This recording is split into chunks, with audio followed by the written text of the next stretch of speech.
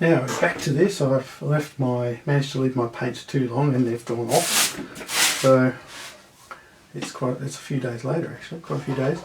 And I've now decided to make a nice clean palette with some modified colours this time. I'm going to be using some cobalt blue, some black, some Naples yellow, which is quite a dangerous colour really because it's a lead based colour. Some burnt sienna, some naphtha red, some yellow ochre, and a mixture of zinc and titanium white. Because it'll be a bit more transparent, it's actually mainly zinc. So it's you can get away with having quite a few more colours when you do egg tempera. You can work with more colours. Because mainly we're not going to mix colours. We do mix colours a bit, but we allow things to go on and mix on the painting more than anything else, do an optical mix. I'm using different varieties of brushes, so, from very small pointed brushes to sort of low, almost worn out sort of brushes, which are good for doing large sort of parallel strokes. That's about the type of brushes I'm using. I might use some synthetic flats and so on like that. It's important that when we do this that we don't rush trying to get the colour too close to what we want too quickly, because the colour builds up over a few layers, and when it does it sort of suddenly can get very opaque very quick, a bit too quick sometimes to you're not used to it really. In fact, I'll start with a small brush, and what I might do is I'll start to bring out some of to just reduce some of the effect of the colour in these areas. I'll do it a bit more of a close-up because it's sort of easier to see what's going on. So I'm working from my photograph on the tablet, and I'll start mixing with yellow ochre, I think, with a bit of just white in it. And we're not going to wet the surfaces this time, we're just going to keep it fairly dry. We want it to dry quicker. So we want a fairly dilute colour. In fact, I'll take a photo and put it on. I'll just sort of start to readjust this area here a little bit. I'll just put it on in thin strokes, and I mentioned before that it's like painting with a sort of coloured pencil. It's like a transparent coloured pencil. I'm only sort of starting with a small brush because I'm not sure exactly how the paint's going to go on quite yet, so I want to just see what it does. I'm sort of doing it in hatching. This is where it'd be handy to use my drawing, so if I wanted to see hatching I might change the darkness of that a little bit.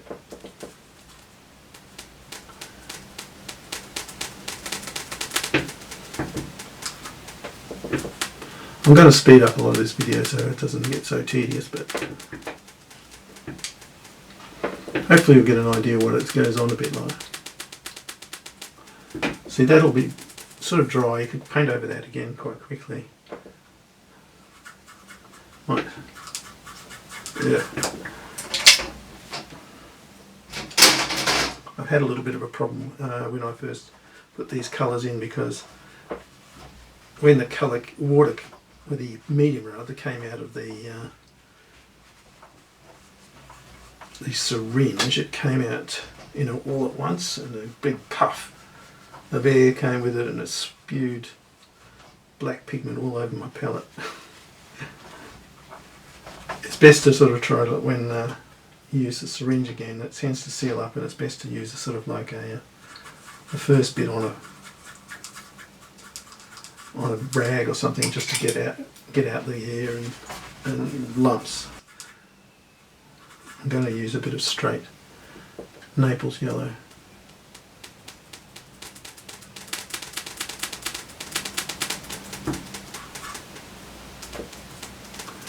can see it going on, I hope.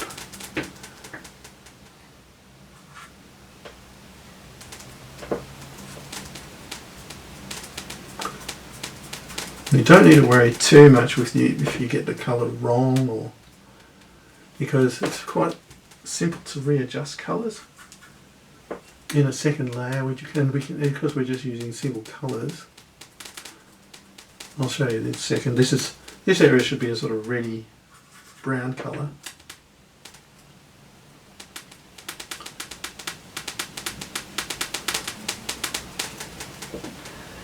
And I can sort of just change it over to a yellow ochre. Yep. And as you think of the transparency, that's a red colour, so as I'm painting a sort of yellowy ochre colour on top, it turns brown. And likewise, see, this area is dry now, so I can take some of my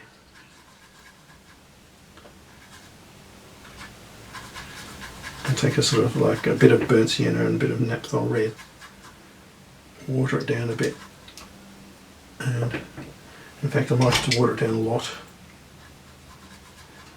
to make it more transparent. I can sort of paint it back into these areas and see I can sort of change the colour back.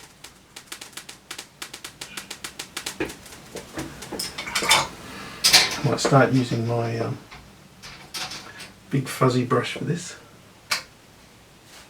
which is this one, a bit of a worn out brush, and I'll just see it puts in a lot of strokes all at once.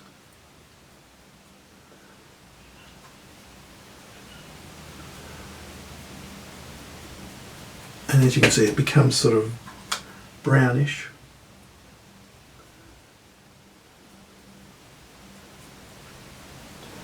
I might start getting some blue in there. I've got a cobalt blue this time instead of the Prussian blue, or phthalo blue rather. Phthalo blue is very transparent. In some ways it might have been better to use phthalo blue, but cobalt blue is sort of a warmer blue. Produces quite nice colours. And I've got a very diluted version here. I'll just start putting it in, and I might start even introducing it a bit into the shadows a bit here again. So we can sort of think of just keeping on going backwards and forwards until we get the effect we want, really.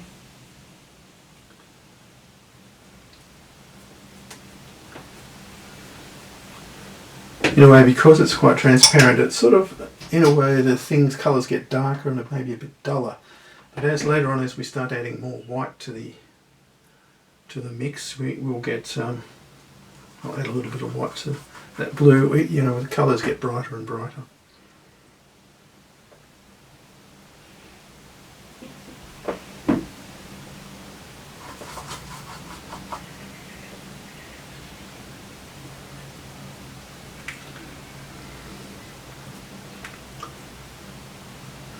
You can start to see the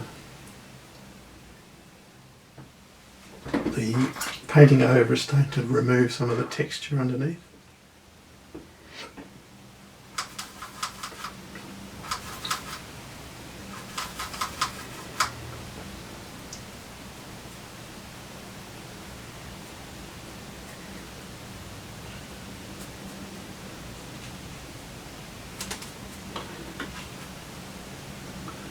In some ways I don't want to remove too much of this colour. I put down a fairly strong colour to begin with because it's always easy to get rid of it, but in some ways it's harder to put it back.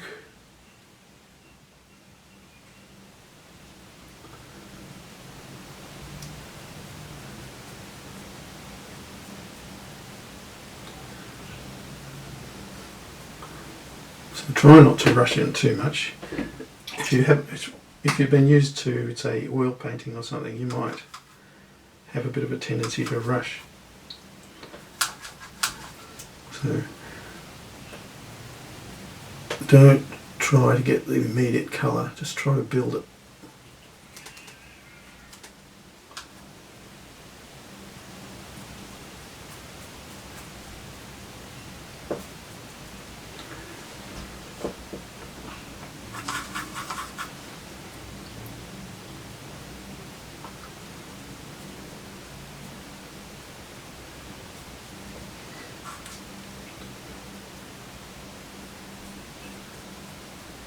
It's fairly slow to begin with, and then the colours seem to sort of just get very intense, and the finish gets very, very hard and sharp sometimes.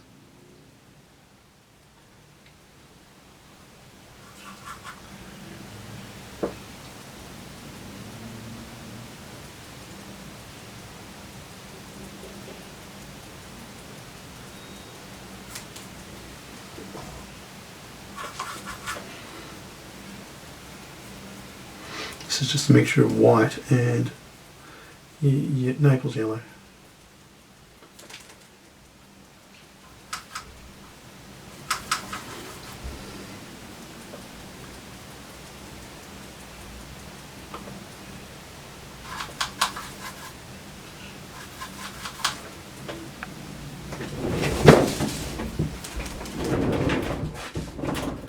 Surely I'll put the thing onto a speed version. Oh no, I mixed a bit of black in with my colour in this mix here, really.